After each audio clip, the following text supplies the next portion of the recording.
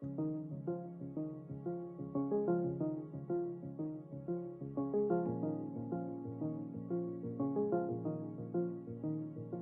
everyone, my name is Isoken Asemota. I'm the group leader of Group 7 and will be presenting, designing and delivering in-person and online presentations. We'll be talking about the elements of a presentation, planning your presentation content, drafting your presentation content, preparing for your presentation, and finally delivering your presentation. Presentations are a great way to pass information to multiple people simultaneously. Trust me, at one point or another in your life, you might have to give a presentation.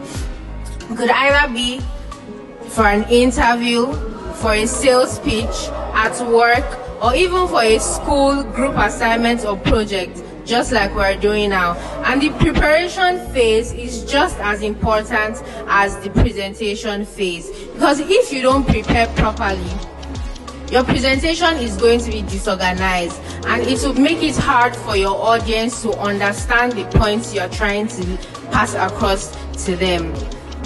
The preparation process for online presentations and in-person presentations are actually the same. The major difference between online presentations and in-person presentations is the delivering of the presentation. When you are delivering an online presentation, there are some things that you don't have to worry about, just like your body movements and eye contact.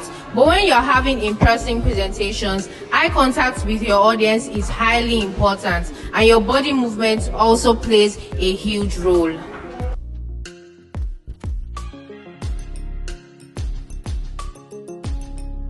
I'm going to talk about the elements of presentation. Firstly, the presenter. The presenter is the key success to the presentation, and they need to have knowledge about the things they are going to speak about.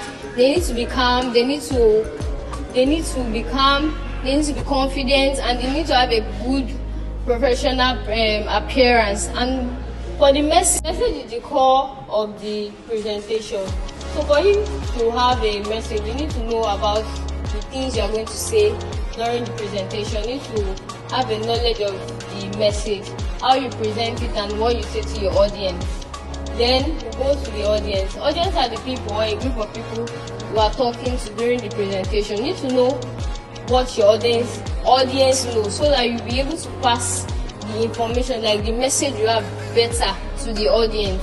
Then the setting. The setting is the place or time the presentation is taking place. So if you have information about the setting to help you prepare better for the presentation. Then talk about skills, strategy, and tools. Skills are the things we need to present well, and strategy is how you are going to present, and the tools are like PowerPoints and things that you need for your audience to be able to understand what you are presenting.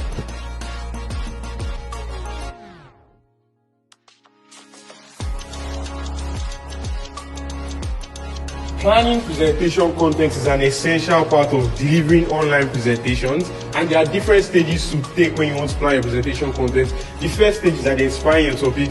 You have to identify the topic you want to present to your target audience. Second stage is determining your purpose. Determine the purpose, determine the major reason why you are there, why you are presenting that content towards that target audience. Another reason is analyzing your audience. Know the demographics, the age of your audience and their social status, their attitudes and their beliefs. Another stage is research, study, and organizing materials. You have to research, you have to study, you have to organize major materials that will aid your presentation content. You have to collate them and put them in a centralized system.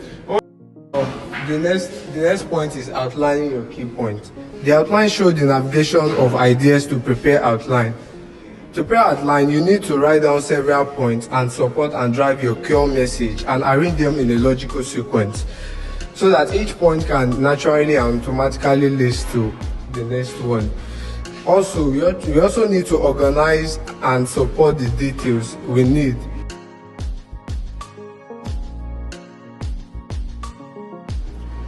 The next topic we are discussing is drafting presentation content. When you're drafting a presentation content, you need to create a strong opening.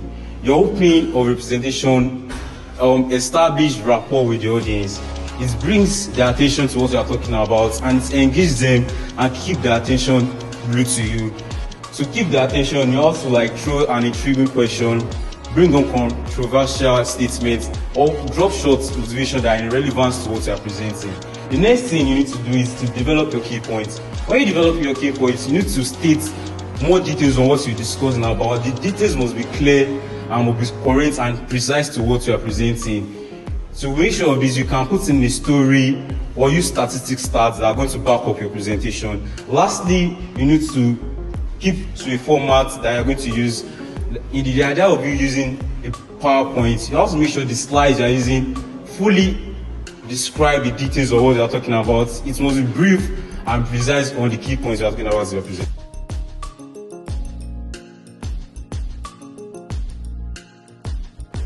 Preparing for the presentation. Practice, get feedback, and improve. Just because you have written a great presentation does not mean that the actual delivery will be as great. You can get the real audience by asking family, friends, and colleagues to watch and listen to you present, and also give their honest feedback in order to help you improve your presentation. Next is prepare yourself physically.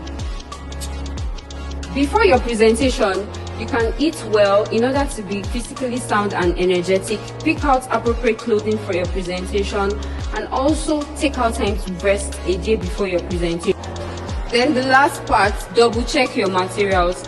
Ensure that your materials are intact and double check that they are okay. You can also email the content to the organizer and ask that the contents are sent to a laptop before the presentation.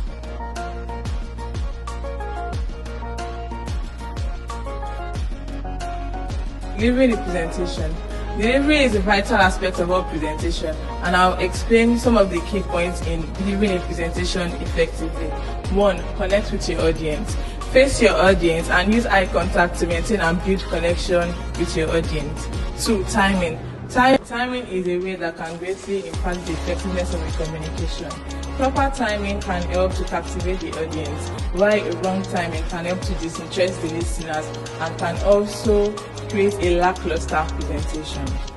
The next one is speak loudly and clearly. Speak loudly and clearly. To enable that your audience can hear you and understand you better, you should speak loud and do not shout. Use pitch and volume to communicate emotions with your audience so that they can follow along and understand better. Confident. It is important to be confident to give the best presentation possible. Use clarity and authority to speak to your audience so that they can better understand and respond to your message very well. Use expressions to promote understanding. Use short sentences and expressions to ensure that no one gets lost during your presentation, and also paraphrase your idea to restate your points in a certain way. Summarize to recapture your points and information. Body movements that strengthen your presentation. Stand straight to communicate confidence. Move your hands to communicate interest and excitement in your presentation. Nod to indicate agreement with your audience, and move around to create a livelier presentation. Thank you.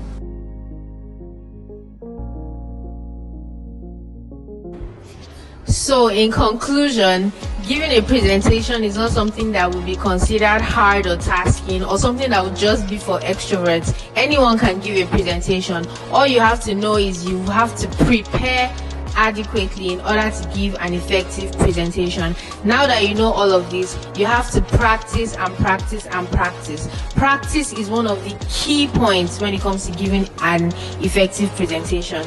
Thank you.